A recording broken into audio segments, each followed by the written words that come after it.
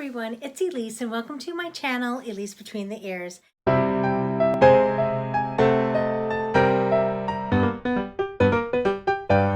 So today is kind of a fun day. It is April Fool's and Christy over at Christy's Corner had this great idea of having a collaboration with some of her YouTube friends. And what we are doing is everybody is telling 5 stories, and some of them are true and some of them are false. And so it is up to you to determine which stories are true and which stories are false. Now I will give you a hint. 2 stories will be true and 3 stories will be false. So the first story I have to tell you is one of my favorite stories. It was when I was born. Now, I was born in California, and specifically Camp Pendleton, California. My dad was in the Marines, and he had come home really early in the morning after an officer's party, and shortly after he got home, he was woken by my mom, and she told him she was in labor. So they packed up my 2 older brothers, jumped into our car, which was a 1968 Alfa Romeo, and headed to the hospital. I guess my mom kind of got on my dad's case because he was going a little too slow, and she said, you know, hurry up, and he was afraid he was going to get pulled over from the campus military police. And she said, look, if they pull us over, you know, tell them your wife's having a baby and they'll escort you there. So anyway, onto the hospital they went, and when they got there, he went into the wrong door. So he had to, they told him that the delivery room was on the opposite end of the hospital. So he got back into the car, and by that time my mom's water broke and she was in heavy duty labor. Anyway, they got to the other side of the hospital and it was too late. My mom was already like standing up practically in her seat, and a few minutes later I came out. My dad, after kind of in shock a little bit, grabbed me by my feet, hung me upside down and whacked my little butt, and that's when I first let out my first scream. So that's always been a favorite story of mine, so I hope you enjoyed that story. Okay, so my second story is about when we were living in California, and they had just opened up California Adventure, and one of our favorite rides there is, or was, Soarin' over California. And after going on it a few different times throughout the year, one time we were just kind of sitting around, we were talking about all the cool things at California Adventure and the things that they should change and the things that they need to keep. Well, the conversation kind of got to Soarin' over California because it was my mom's favorite ride. And we were talking about how cool it would be if they changed or if they put Soarin' over California at Epcot or some part in the park, but we thought Epcot because of the World Showcase, and did Soarin' over the World. So one day I just thought, you know, I wonder if I should write a letter because we love it so much. So I sat down and I wrote a letter to Disney, and I told them that we really enjoyed Soarin' over California and how cool it would be if, and I probably didn't say cool, but how cool it would be if they did Soarin' over California at Disney World, and if they did like Soarin' over the world because of World Showcase, and then they could put it, you know, somewhere in World Showcase. So anyway, I sent the letter and didn't think much about it because I never really heard back. Well, a few months later, probably more like 5 to 6 months later, I received a letter back, and it said, thank you for your, let's see, what did it say? Thank you for your contribution and for your ideas. And I can't remember the exact wording, but basically, thank you for your ideas and your love and support for the parks, but we cannot accept outside information or outside ideas from within the corporate. But we acknowledge it and thank you so much for your, again, love and support. Something along that line. Anyway, so I was pretty, like, oh, that's fine because, I'm just one little person. But, and it could have been that other people maybe wrote in the same ideas, because it, was only like a few years later that they actually did come up with Soarin' Over the World at the Walt Disney World Park. So anyway, that is my second story. Okay, my third story has to also do with Walt Disney World. It was our first trip to Walt Disney World, and I believe it was our second or third night we were there, and it was the second night we were there, and we went and ate at Downtown Disney. Well, it's Disney Springs now, but when we went, it was still called Downtown Disney. And we ate at Wolfgang Puck's restaurant. So we're just sitting there eating, and I'd been having issues like with my throat, coughing a lot. I do that. And I don't know what it was, but I was eating, and all of a sudden it's like the food got caught in my throat, and I couldn't really swallow. It was just kind of caught there. And I know this sounds really gross, but I just, all of a sudden, just everything came back up. What I couldn't swallow just came back up along with extra, and got pretty much like all over the table. Unfortunately, I was with my brother and sister-in-law, and my sister-in-law was not too happy with the fact that I just all over the table. But things happen, and what can I say?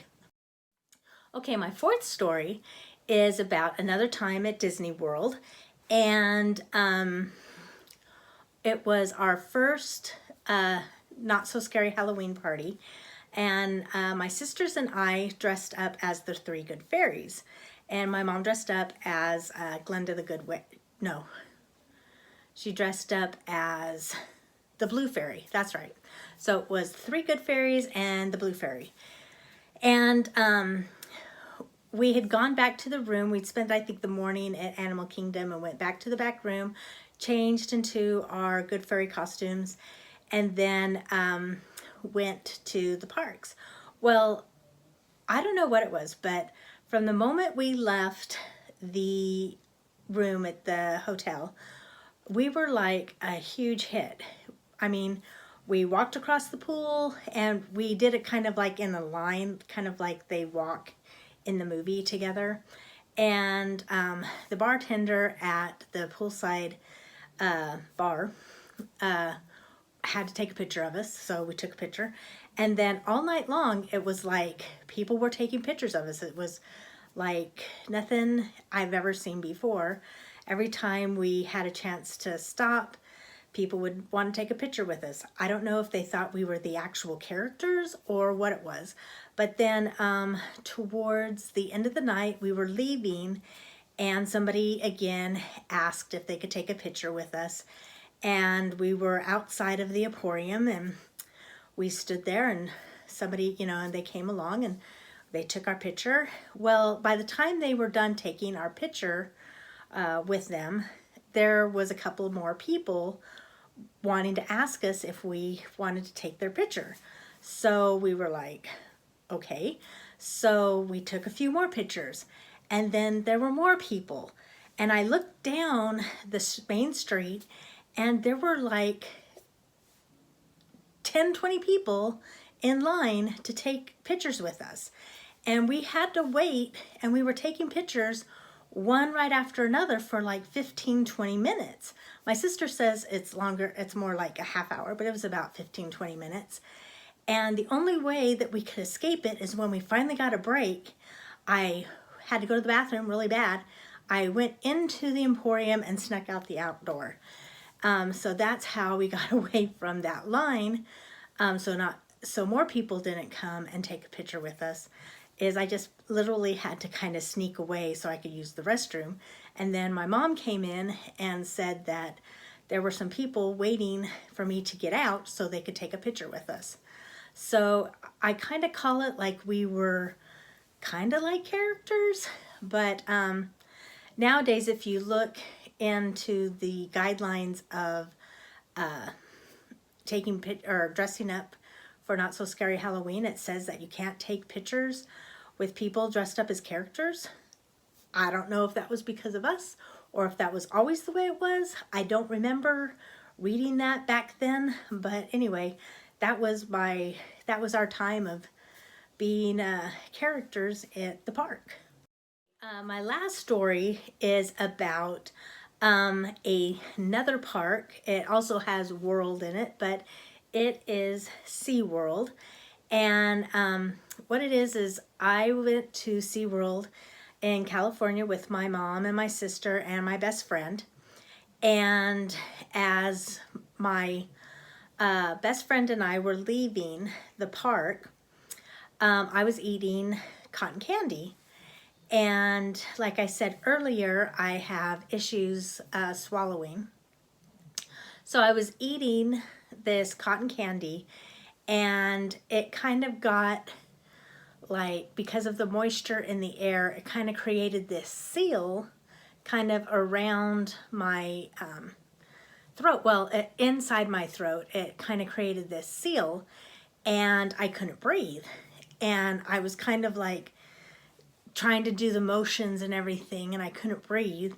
And my best friend, she turned around, she saw me, she tried to give me the Heimlich to help because I was choking, and she just couldn't do it right. She couldn't do it right. So what I can remember is I turned around and I grabbed a hold of the bars, because we were just right outside of the gate at SeaWorld as we were leaving, and there's bars there.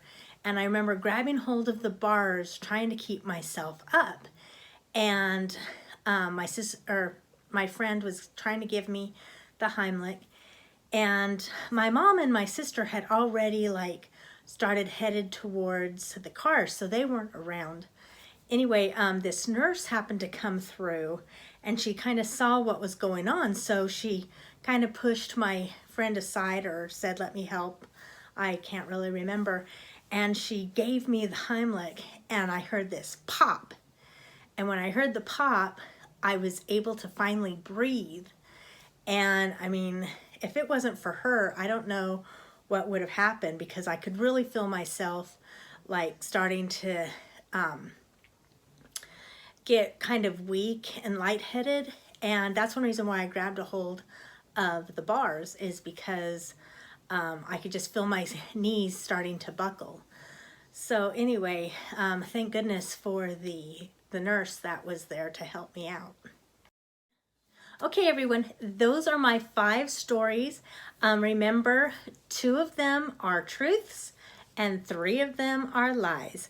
So it's up to you to guess which ones you think are truthful and which ones are lies. I have them numbered. I think I'll number them up this way.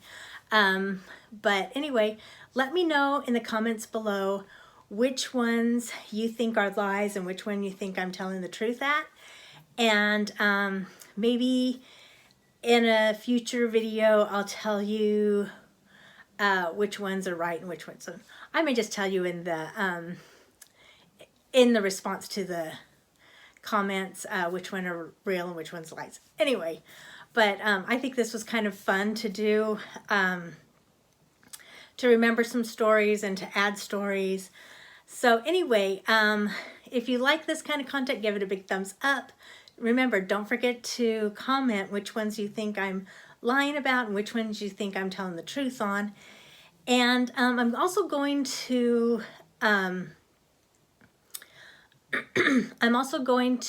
link all the others who are participating in this collab down below.